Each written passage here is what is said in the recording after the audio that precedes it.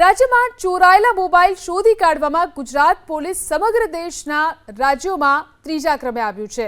રાષ્ટ્રીય સરેરાશ કરતાં ઊંચો રિકવરી રેટ મેળવી અને ગુજરાત પોલીસે નવો કીર્તિમાન સ્થાપિત કર્યો। ગુજરાત પોલીસે 46.71% રિકવરી રેટ સાથે 53,564 હેન્ડસેટ સફળતાપૂર્વક મૂળ માલિકને પરત કર્યા। ગુજરાતમાં મોબાઈલ રિકવરીમાં શ્રેષ્ઠ કામગીરી બદલ અમદાવાદ શહેર, ડાંગ અને ભાવનગર જિલ્લાના નોડલ અધિકારીઓને રાજ્ય પોલીસ વડા ડોક્ટર KLN રાવે સન્માનિત કર્યા। આ પહેલનો મુખ્ય ઉદ્દેશ રાષ્ટ્રીય સુરક્ષા વધારવાનો, ચોરાયેલા હેન્ડસેટનો દુરુપયોગ રોકવાનો અને ટેલિકોમ સંબંધિત છેતરપિંડી ઉપર અંકુશ મેળવવાનો છે।